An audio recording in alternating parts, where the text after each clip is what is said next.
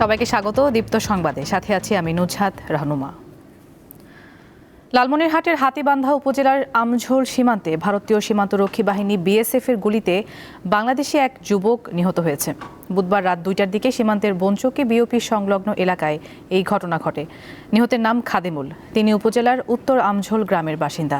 স্থানীয়রা জানান 78 বিএসএফ ব্যাটালিয়নের পাগলামারি ক্যাম্পের টহল দলের ছড়া গুলিতে আহত হন খাদেমুল। পরে রংপুরের একটি ক্লিনিকে ভর্তি করলে চিকিৎসাধীন অবস্থায় তার মৃত্যু হয়।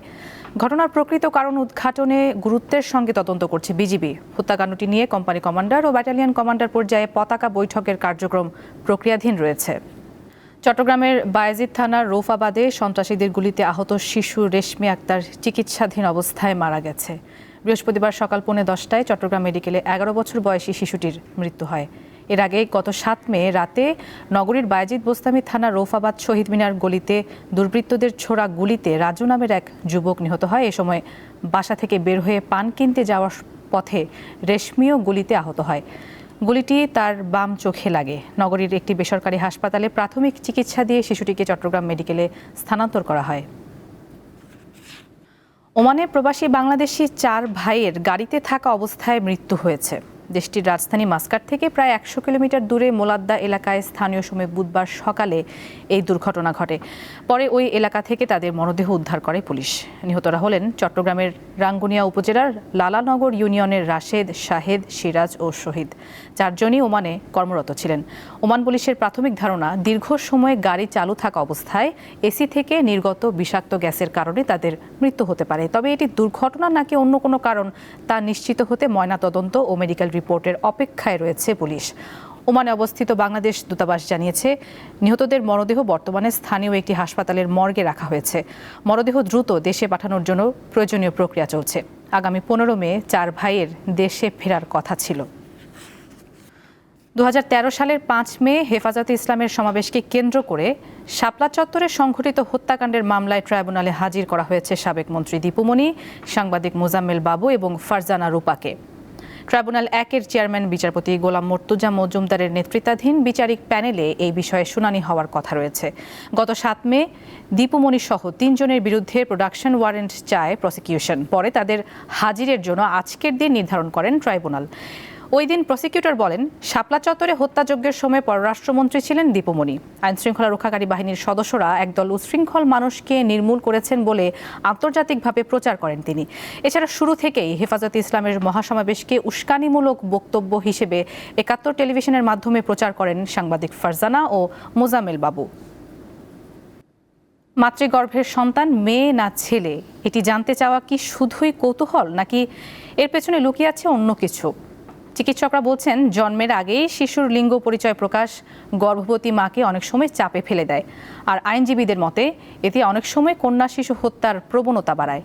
এমন পরিস্থিতিতে গর্ভের শিশুর লিঙ্গ নির্ধারণ ও প্রকাশকে বেআইনি ঘোষণা করে একাধিক গুরুত্বপূর্ণ নির্দেশনা দিয়েছে হাইকোর্ট।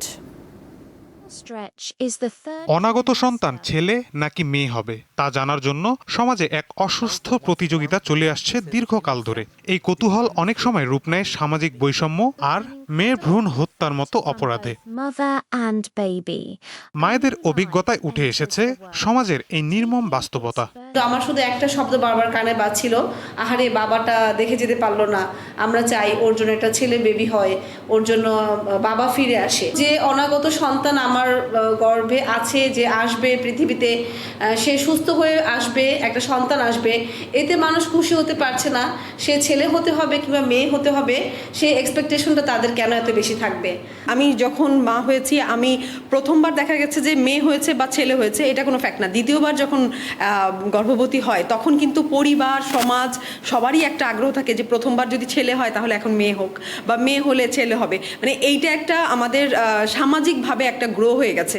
চিকিৎসকরা মনে করেন, সন্তানের লিঙ্গ প্রকাশে অনেক সময় হবু মায়েরা মানসিকভাবে ভেঙে পড়েন এবং অনাকাঙ্ক্ষিত চাপের শিকার হন। বেশিরভাগই আছে ওই ফ্যামিলিতে যারা আছেন অন্যান্য মানুষ যারা থাকেন সেই মানে গর্ভবতী নারীর সাথে ফ্যামিলি যারা বয়স্ক রয়ে গেছে তারা জানতে চায় আসলে এটা কি ছেলে হবে না মেয়ে হবে। যখন শুনে মেয়ে সন্তান হবে তখন আগে যখন জেনে ফেলে তখন তার প্রতি ওই মানে আগের প্রতি সে ভালোবাসা সে কেয়ারটা অনেকটা কমে আসে, তাকে মানসিক নির্যাতন করে, শারীরিক না করলে মানসিকভাবে নির্যাতন করে যে একটা মেয়ে হচ্ছে অত কেয়ার করা। এটা কিন্তু আমাদের দেশে কিন্তু কালচারে আছে।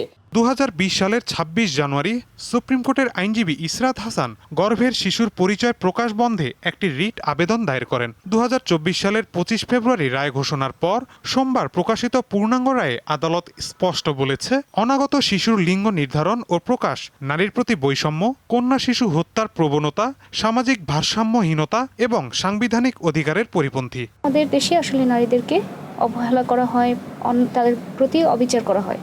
সোজা কথায় যখন শুনতে পাই মেয়ে হবে, গর্ভের সন্তান, এই পরিপ্রেক্ষিতেই আমি মূলত রিটটা করা। রিট পিটিশন ফাইল করার পরে অনেক ধরনের অনেক কোশ্চেন রেইজ হয়েছে, অনেক কিছু হয়েছে। পরবর্তীতে গভর্নমেন্টের যে স্বাস্থ্য অধিদপ্তর একটা এটা নিয়ে আসলে একটা সার্ভে চালায় যে আসলে ঘটনা সত্যি কিনা। সার্ভেতে দেখে যে আসলেই বিষয়টা তাই, আমাদের পুরো বাংলাদেশের চিত্রই এটা, কেউ স্বীকার করুক আর না করুক।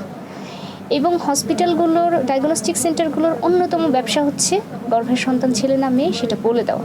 আদালত শুধু নিষেধাজ্ঞাই দেয়নি, দেখিয়েছে কার্যকর সমাধানের পথও। আগামী 6 মাসের মধ্যে স্বাস্থ্য অধিদপ্তরকে দেশের প্রতিটি ডায়াগনস্টিক সেন্টারের জন্য একটি কেন্দ্রীয় ডিজিটাল ডাটাবেস তৈরির নির্দেশ দেওয়া হয়েছে। ছেলে না মেয়ে, গর্ভের সন্তানের লিঙ্গ জানার সামাজিক কৌতূহল বহু ক্ষেত্রে রূপ নেয় বৈষম্যে। প্রযুক্তির অগ্রগতির সঙ্গে সঙ্গে আলট্রাসনোগ্রাম সহ বিভিন্ন পরীক্ষার মাধ্যমে ভ্রূণের লিঙ্গ জানার প্রবণতা বাড়লেও এবার সেই চর্চার বিরুদ্ধে কঠোর অবস্থান নিলেন হাইকোর্ট। সুপ্রিম কোর্ট প্রাঙ্গণ থেকে মাহিদুর রহমান, দীপ্ত সংবাদ, ঢাকা। জনস্বাস্থ্য আর খাদ্য নিরাপত্তার প্রশ্নে দেশে এখন গুরুত্ব পাচ্ছে নিরাপদ ও বৈজ্ঞানিক পশুপালন। ঈদকে ঘিরে বিভিন্ন খামারে চলছে পশু মোটা তাজাকরণের ব্যস্ততা। বিশেষজ্ঞরা বলছেন, সব মোটা তাজা পশু প্রকৃত অর্থেই মোটা তাজা নয়। অধিকাংশ খামারের বিরুদ্ধে ক্ষতিকর ওষুধ ব্যবহারের অভিযোগ রয়েছে। এক্ষেত্রে সরকারের নজরদারি অপর্যাপ্ত। কোরবানির ঈদ এলেই দেশে বাড়ে পশু মোটা তাজাকরণের প্রবণতা। খামারিদের লক্ষ্য কম সময়ে বেশি ওজন এবং বেশি লাভ। তবে প্রশ্ন হচ্ছে, এইসব মোটা তাজাকরণ কতটা বৈজ্ঞানিকভাবে হচ্ছে, কিংবা সব পশুই কি স্বাভাবিকভাবে মোটা করা হচ্ছে, নাকি কোথাও কোথাও ব্যবহার করা হচ্ছে ক্ষতিকর স্টেরয়েড, হরমোন কিংবা নিষিদ্ধ ওষুধ। প্রাণী সম্পদের তথ্য বলছে, বর্তমানে দেশে কোরবানিযোগ্য গবাদি পশু 1,23,00,000-এর বেশি। বিপরীতে চাহিদা 1,01,00,000। এই চাহিদাকে ঘিরে গড়ে উঠেছে হাজারো খামার। অধিকাংশ খামারে এখন সুষম খাবার ও পরিচর্যার মাধ্যমে বৈজ্ঞানিক পদ্ধতিতে পশুপালনে ঝুঁকছেন। ডক্টর সাজেস্ট যে দানাদার খাদ্যগুলো থাকে ওইগুলোই কিন্তু আমরা দানাদার খাদ্যটা দিচ্ছি। তবে দ্রুত মোটা তাজাকরণের ওষুধ ব্যবহারেরও অভিযোগ রয়েছে। স্টেরয়েডের কথা বললেন, আবার নতুন আরেকটা ফর্মুলা আসছে, ব্রয়লারের ফিড গরুকে খাওয়ানো হয়। আর আমরা স্টেরয়েড ব্যবহার করি না, ব্রয়লারের ফিড ব্যবহার করি না।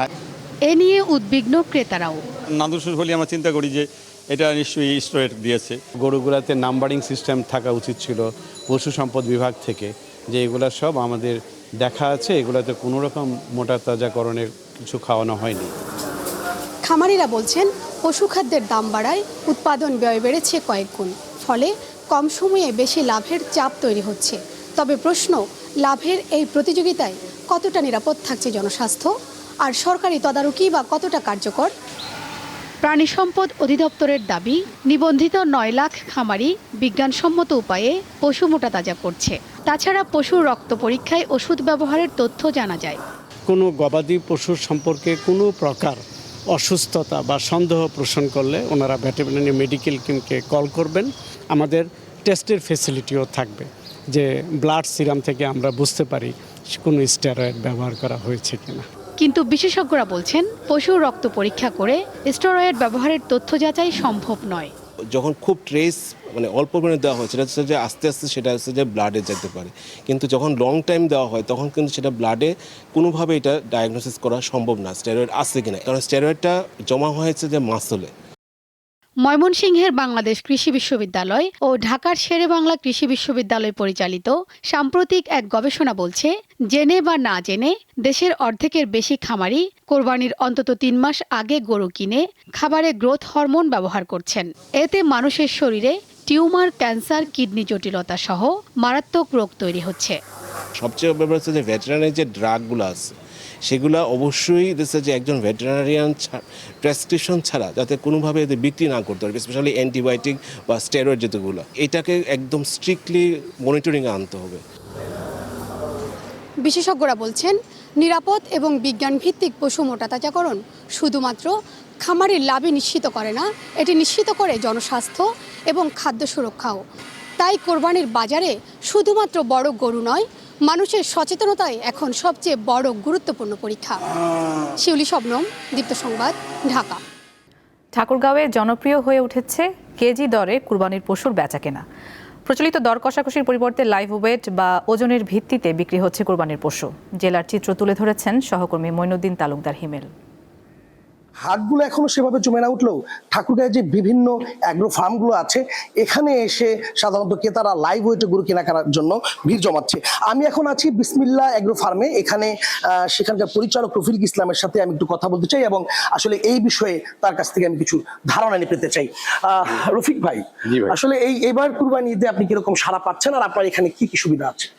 না, আমাদের এখানে সুবিধা আছে, আমরা লাইভ ওয়েটে গরু বিক্রি করি, ক্রেতা ঠকানোর কোনো সম্ভাবনা নেই। আমরা 450 টাকা দরে দেশি বিদেশি সর্বনিম্ন ছোট বড় আমাদের 80,000 থেকে শুরু করে 7-8 লাখ টাকা দামের পর্যন্ত গরু আছে। তবে তারা যার যেটা পছন্দ তারা দেখে শুনে এখান থেকে নিতে পারে এবং আমাদের হোম সার্ভিস ডেলিভারি দেওয়ার মতো আমাদের ব্যবস্থা আছে। আমাদের নিজস্ব পরিবহনে আমরা সেটাকে সরবরাহ করে থাকি, তবে ক্রেতার খরচে। তবে এখানে একটা জিনিস আমাদের সুবিধা, প্রতিবারের ন্যায় আমরা এবারও এই গরুগুলো আমরা প্রস্তুত করেছি ন্যাচারাল পদ্ধতিতে। কত টাকা কেজিতে আপনারা? আমরা 450 টাকা কেজি ধরে গতবারও বিক্রি করেছি, তার আগের বারও বিক্রি করেছি। আমরা লাইভ ওয়েটে বিক্রি করা শুরু করেছি 2023 সাল থেকে পুরোপুরি।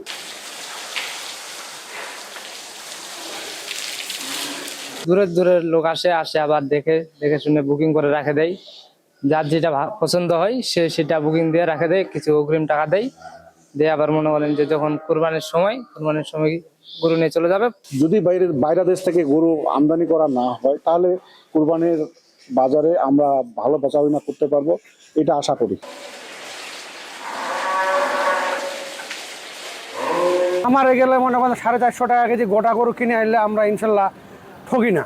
দর কষাকষিতে আমরা অনেক সময় ঠকে যাই, ওজনে কিনাটাই ভালো, ওজন করে কিনলে আমাদের তো ঠকা হয় না। ঠাকুরগাঁয়ে চাহিদার তুলনায় এবার অতিরিক্ত পরিমাণে গরু প্রস্তুত হলেও খামারিরা এবং গরুর মালিকেরা আশা করছেন যে গতবারের তুলনায় এবার ঠাকুরগাঁয়ের গরুর বাজার বেশ জমজমাট হবে এবং গরু থেকে তারা ভালো মুনাফা করতে পারবে। ঠাকুরগাঁও থেকে মইনুদ্দিন তালুকদার হিমেল, দীপ্ত সংবাদ। বাজারে আসতে শুরু করেছে সাতক্ষীরার আম। গোপালভোগ ও গোবিন্দভোগ সহ বিভিন্ন জাতের আমের স্বাদ নিতে পারছেন ভোক্তারা। 15 মে থেকে মিলবে হিমসাগর। দেশের দক্ষিণ পশ্চিমের জনপদ সাতক্ষীরার বিভিন্ন স্থানে এখন আম পাকার মিষ্টি ঘ্রাণ।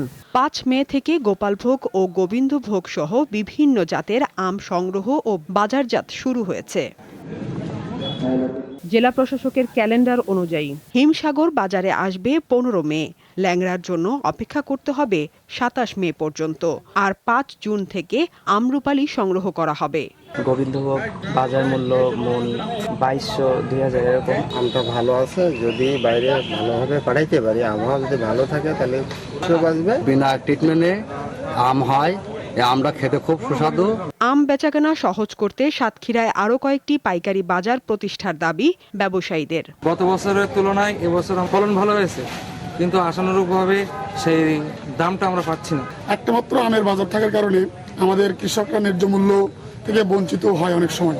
সমস্যা হচ্ছে কুরিয়ার সার্ভিসে অনেক বেশি টাকা দিয়ে আমাদের আমটা পাঠাতে হয়, বা আমরা চাই সাতক্ষীরায় রেল লাইন হোক, তাহলে কিন্তু আমাদের বাজারজাতটা অনেক সহজ হবে। কৃষি বিভাগ বলছে নির্ধারিত সময় মেনে ধাপে ধাপে আম সংগ্রহ করলে অপরিপক্ক ফল বাজারে আসা বন্ধ হবে এবং গুণগত মান বজায় থাকবে।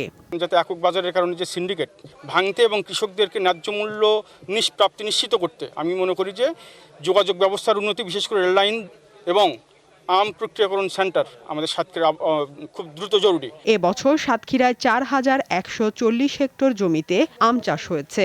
লক্ষ্যমাত্রা নির্ধারণ করা হয়েছে ৭০,৯০০ মেট্রিক টন। সাদিয়া চৌধুরী, দীপ্ত, বার্তা কক্ষ। আন্তর্জাতিক প্রসঙ্গ। যুক্তরাষ্ট্রকে প্রতিদ্বন্দ্বী নয়, অংশীদার হতে আহ্বান জানালেন চীনের প্রেসিডেন্ট শি জিনপিং। স্থানীয় সময় বৃহস্পতিবার সকালে বেইজিংয়ের গ্রেট হল অব দ্য পিপলে চীন সফররত মার্কিন প্রেসিডেন্ট ডোনাল্ড ট্রাম্পের সঙ্গে বৈঠকের আগে এই আহ্বান জানান তিনি। জবাবে শি জিনপিংকে মহান নেতা বলে উল্লেখ করেন ট্রাম্প। দুই দেশের প্রেসিডেন্ট পর্যায়ে আলোচনার পর যুক্তরাষ্ট্রের ব্যবসায়িক নেতাদের সঙ্গে বৈঠক করেন চীনা প্রেসিডেন্ট। এরপর বেইজিংয়ের প্রাচীন মন্দির ও প্রধান পর্যটন কেন্দ্র টেম্পল অফ হেভেনে যান ট্রাম্প। সন্ধ্যায় রাষ্ট্রীয় ভোজ সভায় অংশ নেওয়ার কথা রয়েছে মার্কিন প্রেসিডেন্টের।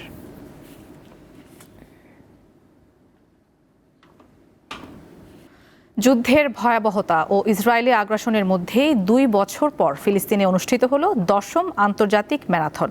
পশ্চিম তীরের শহর বেথলেহেম ও গাজা উপত্যকায় একযোগে আয়োজিত এই ম্যারাথনে অংশ নেন কমপক্ষে ১৩,০০০-এর বেশি ক্রীড়াবিদ।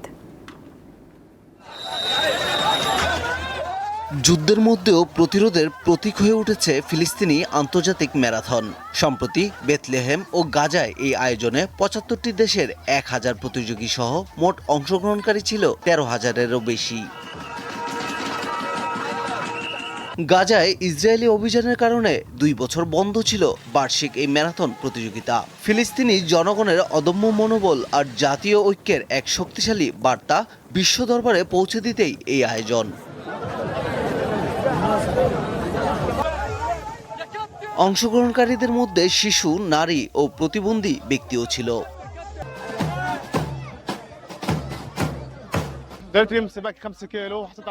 সৃষ্টিকর্তার প্রতি কৃতজ্ঞতা, আমি প্রথম হয়েছি। যারা অংশ নিয়েছেন তাদের সবার সাফল্য কামনা করছি। আয়োজকরা বলছে এটি কেবল প্রতিযোগিতা নয়, ধ্বংসের মাঝে টিকে থাকার লড়াই। পারভেজ খোকন, দীপ্ত স্পোর্টস।